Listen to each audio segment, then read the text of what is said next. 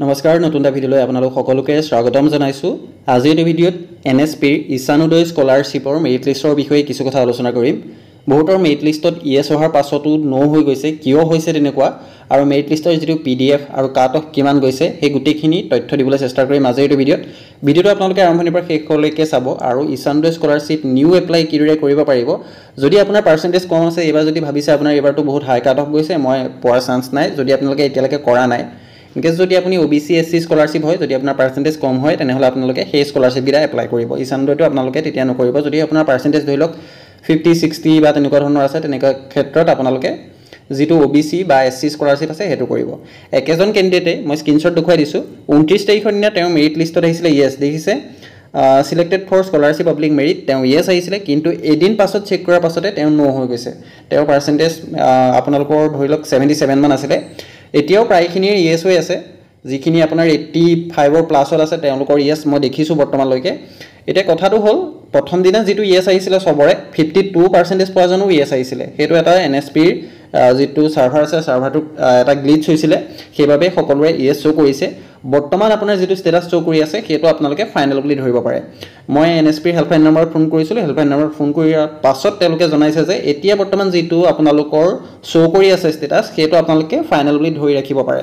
আপোনালোকক মই helpline number দি দিছোঁ, আপোনালোকে নিজে এবাৰ কনফাৰ্ম হ'ব পাৰে যে কথাটো হয় নে নহয়। আৰু আপোনালোকে ষ্টেটাছটো কেনেকৈ চাব, এপ্লাই ফৰ স্কলাৰশ্বিপ অপশ্যনটোত গৈ পেলাই আপোনালোকে লগ ইন কৰি OTR বা আপোনালোকে আধাৰ নাম্বাৰ দি লগ ইন কৰি আপোনালোকে ষ্টেটাছটো চাব পাৰিব।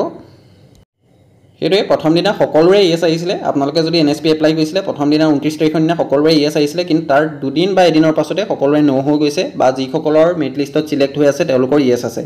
ফাইনেল PDFটো এতিয়ালৈকে অহা নাই, সেইবাবে আপোনালোকে প্ৰপাৰ কাট অফটো এতিয়ালৈকে ক'ব পৰা হোৱা নাই যে 82 বা বহুতে কৈছে যে 82 গৈছে কাট অফ বা 85 গৈছে, তেনেকৈ এতিয়ালৈকে কৈ দিব নোৱাৰে যেতিয়ালৈকে আপোনালোকৰ ফাইনেল লিষ্টখন নাহে। ফাইনেল লিষ্টখন ছেপ্টেম্বৰৰ মাজভাগত বা লাষ্টলৈ আহিব বুলি কৈছে যিখন লিষ্ট। সেই লিষ্টখন কেনেকৈ আপোনালোকে চাব পাৰে সেইটোও মই দেখুৱাই দিম। প্ৰথমতে লগ ইন কৰি দেখুৱাই দিছোঁ, মই এজন কেণ্ডিডেটৰ লগ ইন কৰি লৈছোঁ। লগ ইন কৰাৰ পাছত লিংকটো মই ডেছক্ৰিপশ্যনত দি দিছোঁ, তাত গৈ আপোনালোকে লগ ইন কৰিব। লগ ইন কৰাৰ পাছত আপোনালোকৰ ইয়াত আহিছে দেখিছে ফ্ৰেছ স্কলাৰশ্বিপ, তাৰপাছত একশ্যন অপশ্যনটোত আপোনালোকে প্ৰচিড অপশ্যনটো নিশ্চয় দেখিবলৈ পাইছে ফ্ৰেছ। যেতিয়া আপোনালোকৰ ৰিনুৱেল ষ্টাৰ্ট হ'ব, যিসকলৰ মেৰিট লিষ্টত চিলেক্ট হৈছে তেওঁলোকৰ যেতিয়া ৰিনুৱেল ষ্টাৰ্ট হ'ব, তেতিয়া আপোনালোকৰ ৰিনুৱেল এপ্লিকেশ্যনখন ইয়াতে শ্ব' কৰিব। এতিয়াও যথেষ্ট সময় আছে, চিন্তা কৰিব নালাগে, ৰিনুৱেলটো আপোনালোকৰ লাহে লাহে আৰম্ভ হ'ব। যেতিয়া আপুনি প্ৰচিড অপশ্যনটো ক্লিক কৰিব, ষ্টেটাছটো শ্ব' কৰিব এপ্লিকেশ্যন ফাইনেল ভেৰিফাইড বাই ষ্টেট লেভেল। তাৰপাছত ভেৰিফিকেশ্যন ডিটেইলছ অপশ্যন যিটো আছে তাত ক্লিক কৰিলে আপোনালোকৰ নিজৰ ষ্টেটাছটো চাব পাৰিব। ইয়াত দেখিছে selected for scholarship public merit নো দেখুৱাই আছে। যিসকলৰ ইয়েছ দেখুৱাই আছিলে তেওঁলোকে পুনৰ এবাৰ চেক কৰিব আপোনালোকৰ এতিয়া ইয়েছ দেখুৱাইছে নে নো দেখুৱাইছে। আৰু এতিয়া আপোনালোকৰ এইকেইদিনত আপোনাৰ যিটো শ্ব' কৰি আছে সেইটো আপোনালোকে ফাইনেল বুলি ধৰি ৰাখিব পাৰে। সেইটো হেল্পলাইন নম্বৰত ফোন কৰাৰ পাছত তেওঁলোকে জনাইছে যে প্ৰথম দিনা যিখিনি হৈছিলে 30-29 তাৰিখে যিটো হৈছিলে সেইটো এটা ছিষ্টেমৰ গ্লিচ আছিলে।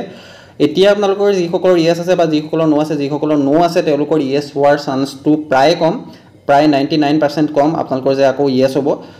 যদি আপোনালোকৰ পুনৰ আকৌ আপডেট আহে বা পুনৰ যদি আপোনালোকৰ কেনেবাকৈ ধৰি লওক, এতিয়া বহুতে কৈ আছে যে 5000 ষ্টুডেণ্টৰহে মেৰিট লিষ্ট প্ৰকাশ পাইছে, বাকী 5000ৰ প্ৰকাশ পাবলৈ বাকী আছে, কোনো কথা এতিয়ালৈকে চিয়ৰ হোৱা নাই।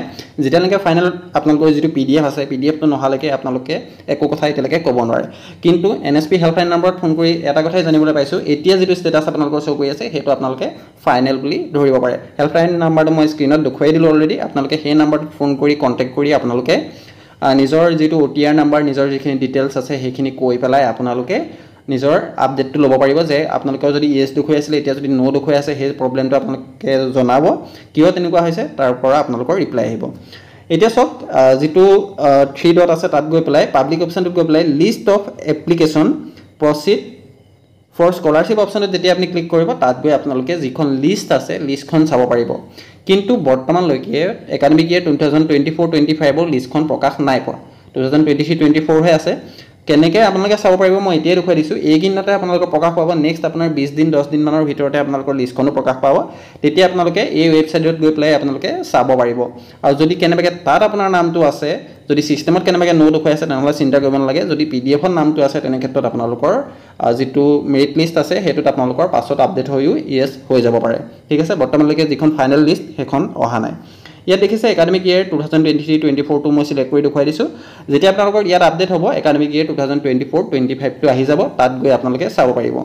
তাৰপিছত স্কলাৰশ্বিপ এপ্লাই টাইপত আপোনালোকে ফ্ৰেছ অপশ্যনটো চিলেক্ট কৰিব মিনিষ্ট্ৰীত আপোনালোকে ইউজিচিটো চিলেক্ট কৰিব ইউজিচিটো দেখিছে ইয়াত ইউজিচি চিলেক্ট কৰিব স্কিমত আপোনালোকে যেটো ঈশানোদয় স্পেচিয়েল স্কলাৰশ্বিপ স্কিম হেতু সিলেক্ট কৰিব আসাম তাৰপাছত ডিস্ট্ৰিক্ট আপুনি যোনখন ডিস্ট্ৰিক্টৰ পৰা বিলং কৰে সেই ডিস্ট্ৰিক্টখন সিলেক্ট কৰিব তাৰপাছত আপোনাৰ নাম যিকোনো এটা নাম আৰু মোবাইল নাম্বাৰটো ফিল আপ কৰি পেলাই আপোনালোকে সিলেক্ট ৰেকৰ্ড এটো আপোনালোকে 1 to 10000 হেতু সিলেক্ট কৰিব তাৰপা ক্যাপচাৰ কোডটো ফিল আপ কৰি সাবমিট অপচনটোত আপোনালোকে ক্লিক কৰি দিব সাবমিট কৰি দিয়াৰ পাছতে আপোনালোকৰ যেটো মোবাইল নম্বৰ আপুনি ফিল আপ কৰিছে সেই মোবাইল নম্বৰত এটা ওটিপি যাব ওটিপিটো আপোনালোকে শুদ্ধকৈ ফিল আপ কৰি কনফাৰ্ম ওটিপি কৰি দিব কনফাৰ্ম ওটিপি কৰি দিয়াৰ লগে লগে আপোনালোকৰ সন্মুখত লিষ্টখন আহি যাব লিষ্টখন আপোনালোকৰ এদৰে আহি যাব ইয়াত দেখিছে আপোনাৰ স্কুল বা কলেজ নেম থাকিব আপোনাৰ নাম থাকিব ফাদাৰ নেম থাকিব আৰু এমাউন্ট কিমান 80000 আপোনালোকৰ যি সকলৰ ইয়েস আহিছে তেওঁলোকে চিন্তা কৰিব নালাগে আপোনালোকৰ পুনৰ আকৌ চেঞ্জ নহয় আৰু যি সকলৰ নো আহিছে তেওঁলোকৰ 99% চান্স নাই যে ইয়েস হ'ব এটো হেল্পলাইন নম্বৰে জনাইছে যে এতিয়া যেটো আপডেট আপোনালোকৰ শো কৰি আছে ডেস্কবৰ্ডত হেতুৱে ফাইনাল আপডেট ঠিক আছে যদি কিবা জানিব বা খুদিব লগা থাকে হেল্পলাইন নম্বৰত ফোন কৰিব পাৰে হেল্পলাইন নম্বৰটো স্ক্ৰিনত আপোনালোকে দেখি আছে